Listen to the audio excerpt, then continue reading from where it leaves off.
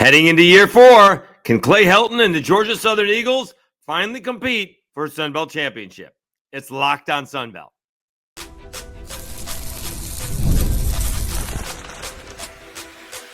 You are Locked on Sun Belt, your daily podcast on the Sun Belt Conference, part of the Locked on Podcast Network, your team every day. All right, Dave Schultz back with another edition of Locked on Sun Belt, your teams every day. Today's episode brought to you by FanDuel. Right now, new customers can get $250 in bonus bets when your first $5 bet wins. All right, so he is back with us. He is the head coach of the Georgia Southern Eagles. Clay Helton had to move back a day because of the transfer portal news. I will also say one more thing, if the reports are true coming out again on Tuesday, that Gio Lopez is heading to North Carolina and he got money. So that means he's going to go play for Bill Belichick and be well compensated. Again, the timing stinks for South Alabama, but as much as I like Major Applewhite and think he's a good head coach, the chance to go play for Belichick and get 7 figures is pretty one to pass up. Just saying. All right. Very different than the Nico situation. Okay. So we are glad to have Georgia Southern's Clay Helton back. How did spring practice go? He puts a bow on that. They do have J.C. French returning, and it is the first time that Clay Helton in year number 4 has a returning quarterback. He has gone with transfers and then J.C. French, and now he's got him returning. And then competing in that ever difficult Sun Belt East. All championship, mostly championship teams have a championship background and expect to win championships, and only one can. He is the head coach. Oh, and we also ask him a cool question at the end. All right. Would he rather be coaching the Rose Bowl, coaching the Sun Belt Championship, or sitting at the 16th tee all day on Sunday at Augusta? So stay tuned for that.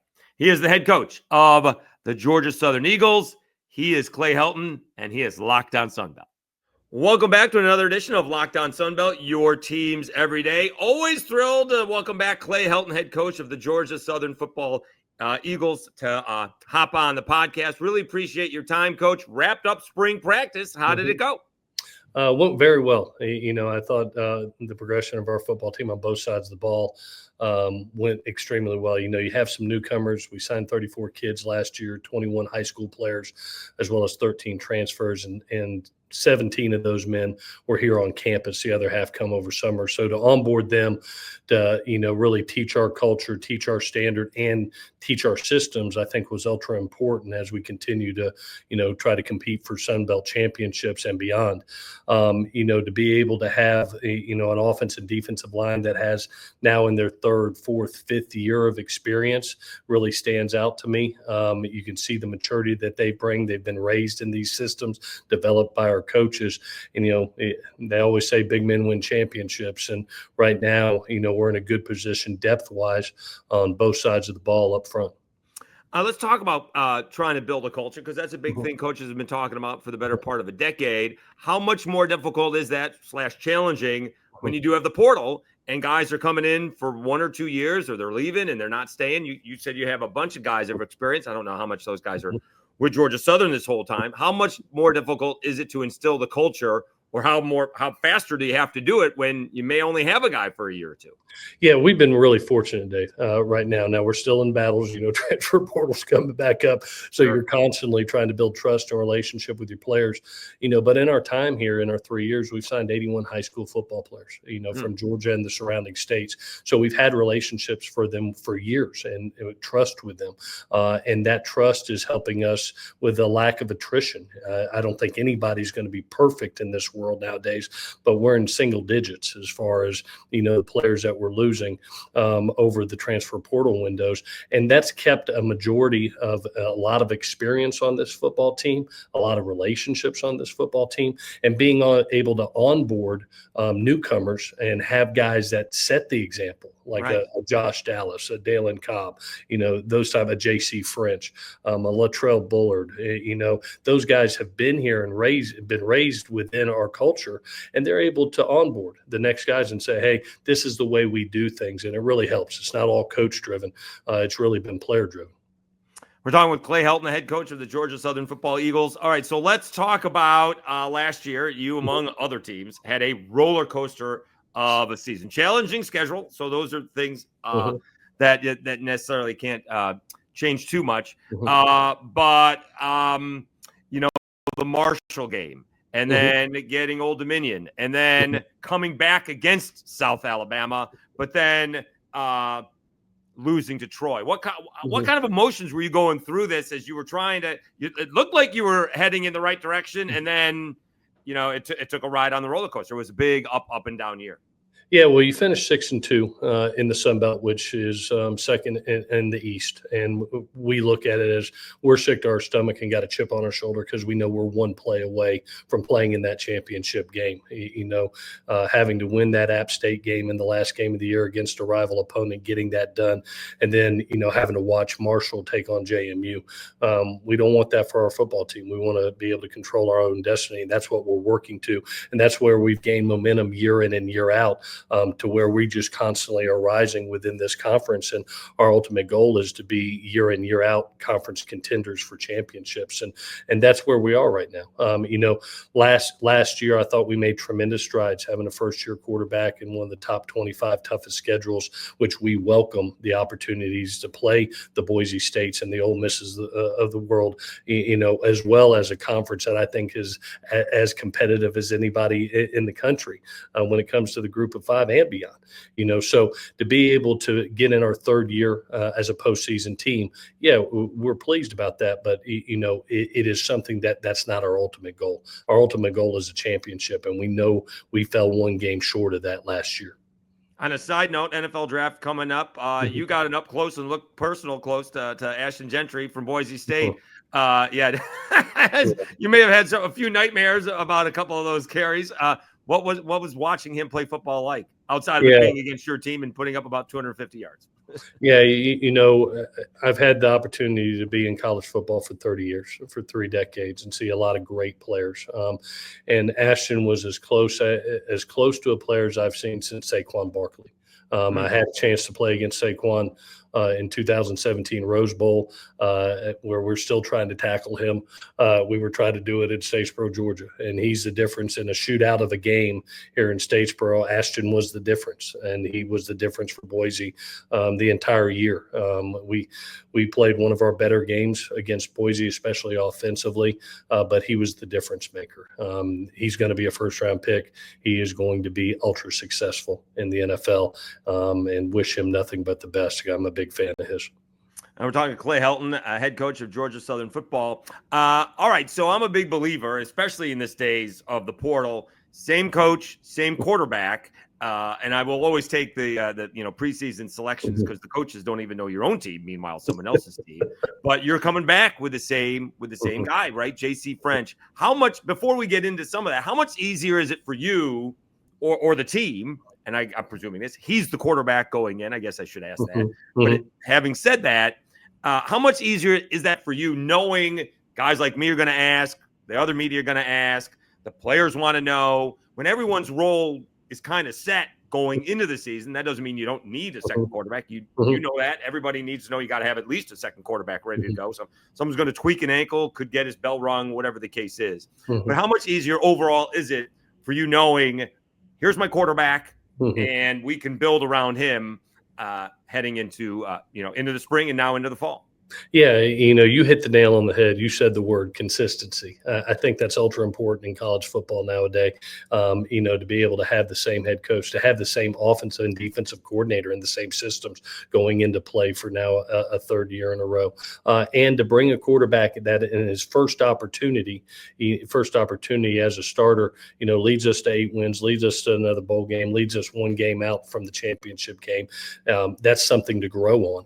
And now our job and our goal is to not get comfortable, not get stagnant, but to continue to grow at that position. And you have to be ready. And you said it, you have to be ready not only with your 1, your 2, your 3. Right. We're the fastest, most violent sport there is. And I know this, if you look up and you don't have a quarterback that can go out and win games, you're done.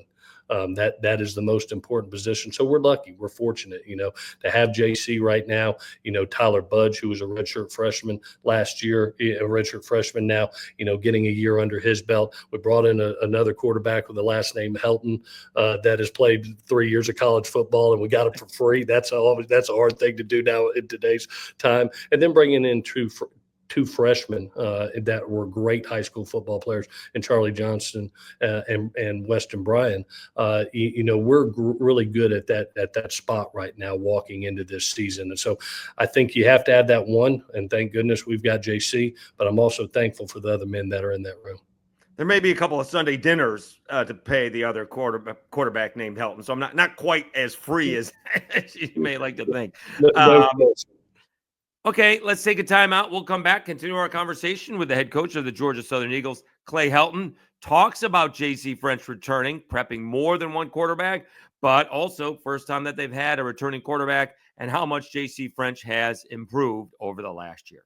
We'll do that right after I tell you about FanDuel.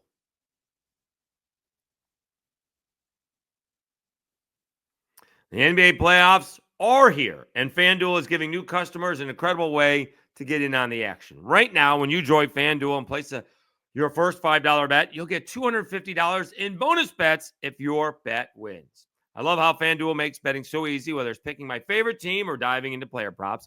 From three-pointers to steals to assists, FanDuel has so many ways to bet your favorite player props. Plus, after the game tips off, you can even combine live prop bets into a same-game parlay for a chance to win big. Don't miss out. Head to FanDuel.com and claim your $250 in bonus bets today.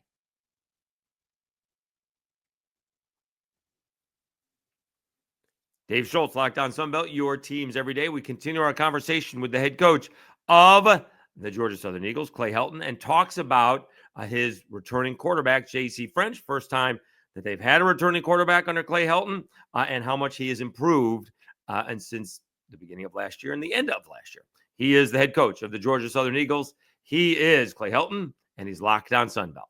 So this is you're heading into year number 4, and it's the first time you're having the same quarterback come back. So what was it like? What's been the growth of J.C. French from the end of last year? It wasn't a great game at the end of the season to how he performed in spring. Yeah, you see the poise and you see the maturity. I think reps and experience matter. And I think that bowl game, I'll never forget as long as I'll live, is when I'm sitting there in the tunnel and I'm looking back and JC walks up to me and says, "Coach, I promise you that ain't never going to happen again." And he competed as hard as he could up until the last second against a good football team. And and he's kept that chip on his shoulder. He's changed his body, which people will see.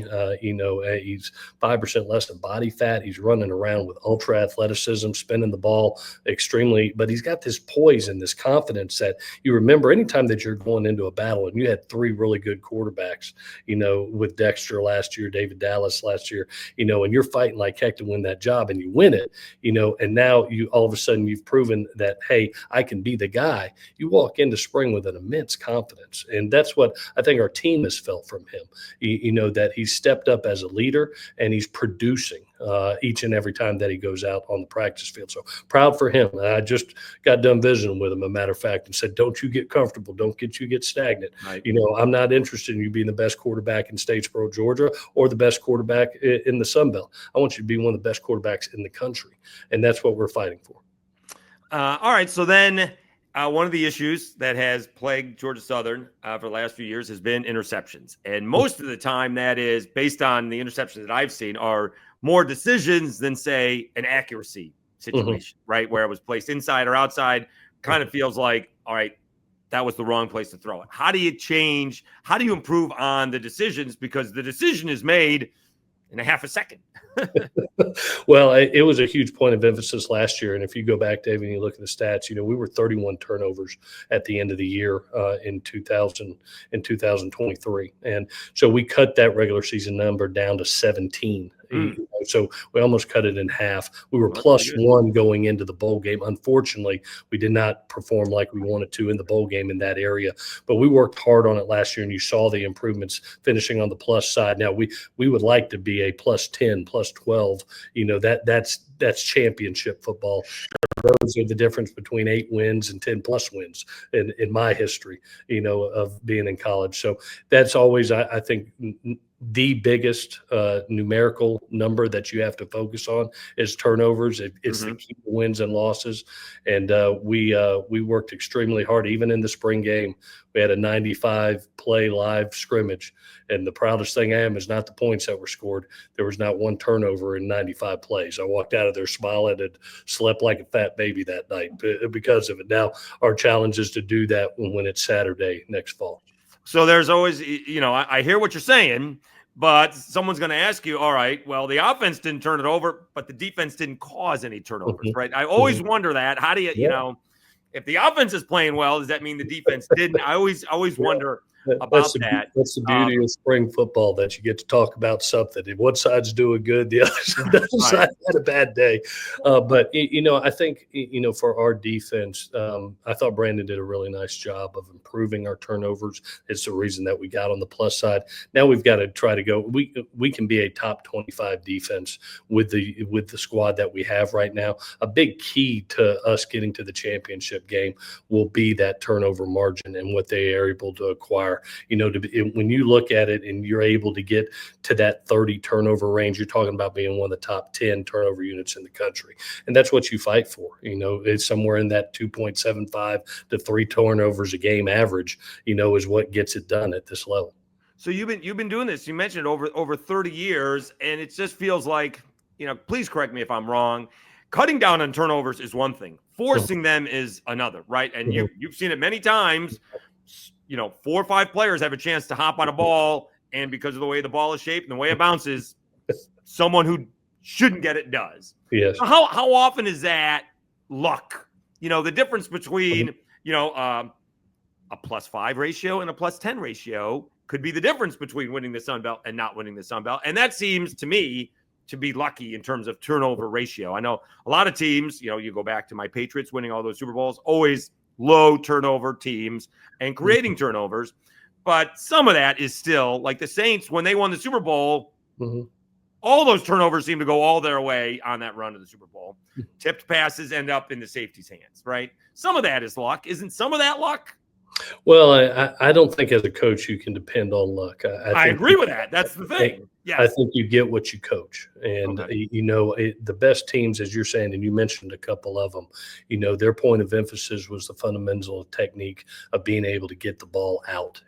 Making the most of your opportunities when the ball is in the air defensively, of making the play. How many times do we see a DB right in the right place, but he drops the ball? How much extra are you working on a jugs machine, catching the ball pre-practice, after practice, and then the art of taking the ball away, whether it's raking the ball out, punching the ball out from in front, kicking it out, being able to knock it out from behind when you see air and poor ball security. That's an artistry, and it's got to be practiced. And so I've never been one that really says, oh gosh, let me cross my fingers and hope for luck. I'm more with our coaches saying, hey, let's teach the fundamentals and the technique and the artistry of how to be a good turnover team.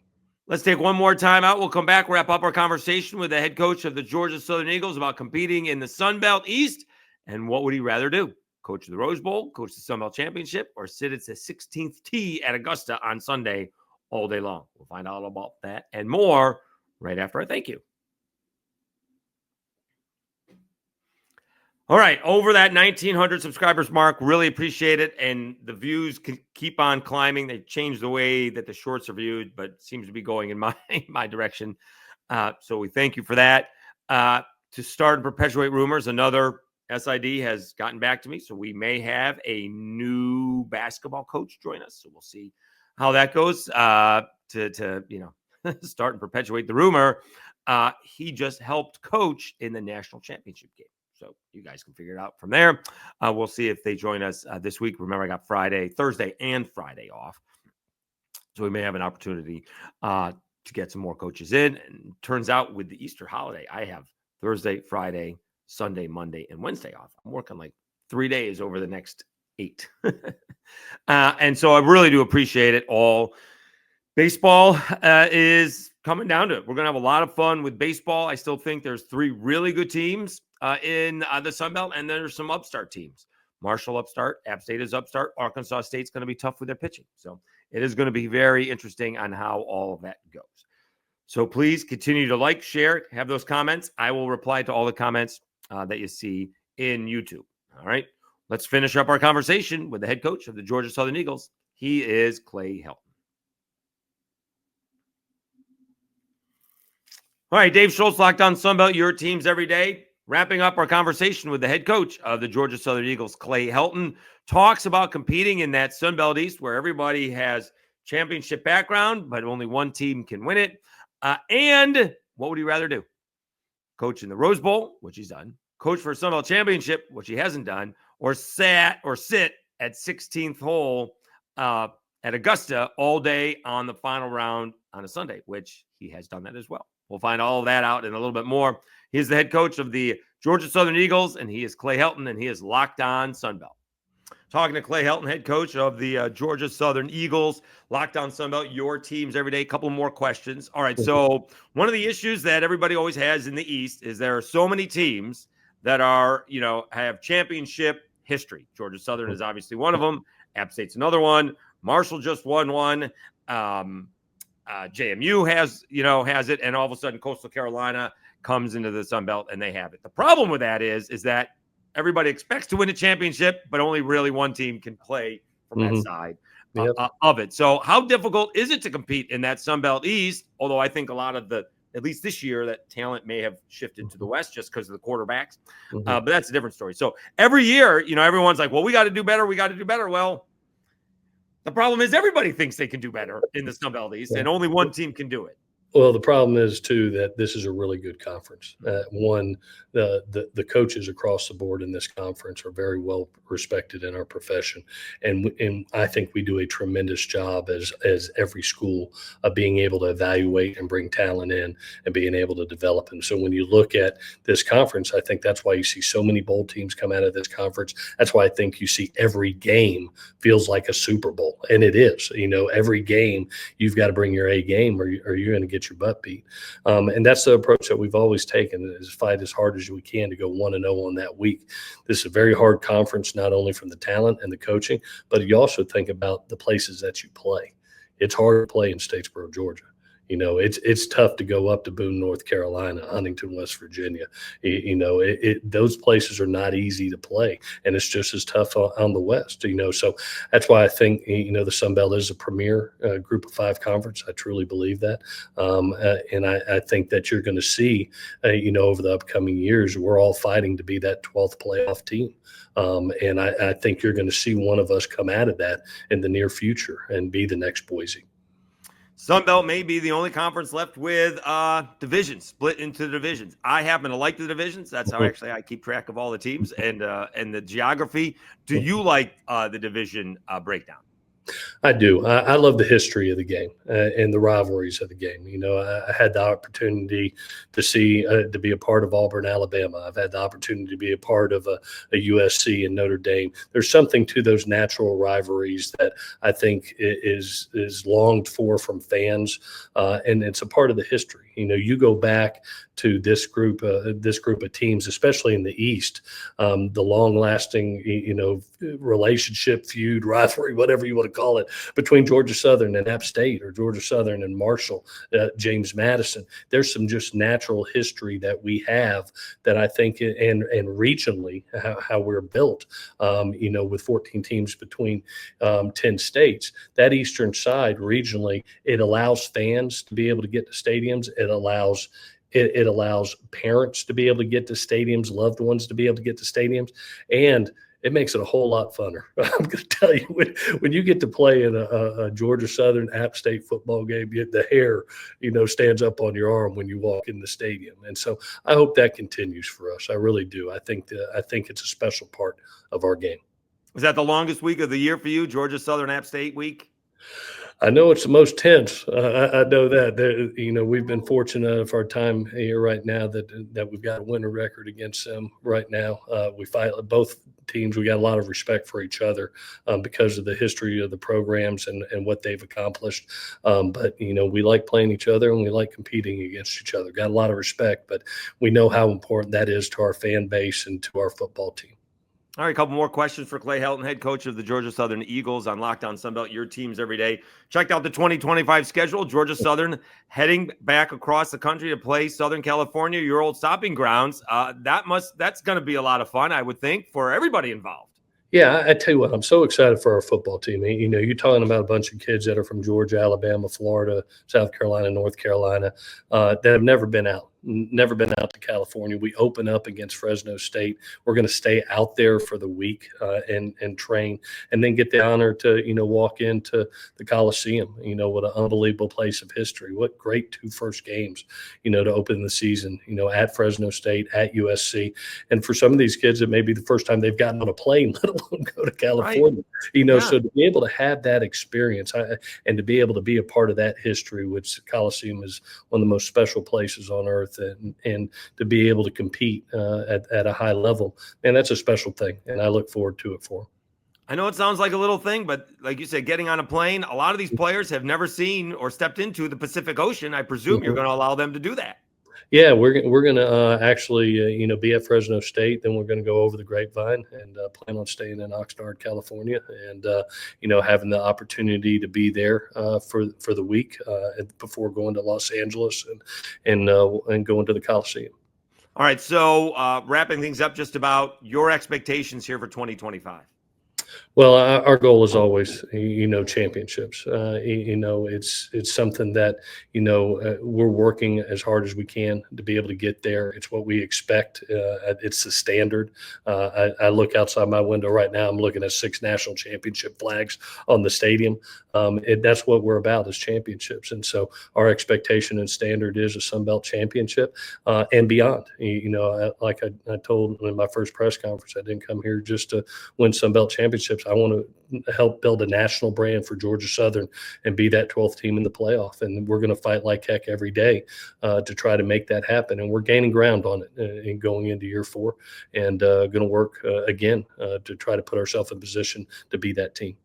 Would you rather coach in the Rose Bowl, the Sun Belt Championship, or sit at 16 all day long on Sunday at Augusta? Well, there's been some special memories at each. I've had the opportunity to play in a Rose Bowl, which was one of the special memories of my career.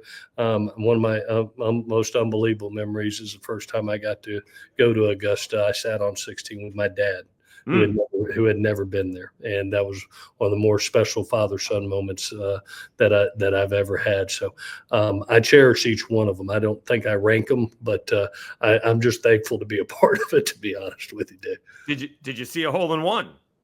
Not that day. I did not, but we saw some mighty good golf. I can promise you those guys are pretty good at what they do. They humble you how good they are at it. He's Clay Helton. He is the head coach of the Georgia Southern Eagles, hopping on Locked On Sunbelt, your teams every day. Always appreciate your time, Coach. Thank you so much. Enjoy the downtime, if you get any, as a college football head coach, and we'll catch up with you before the season. Well, thanks for what you do for college football, Dave. Always good to see you, man.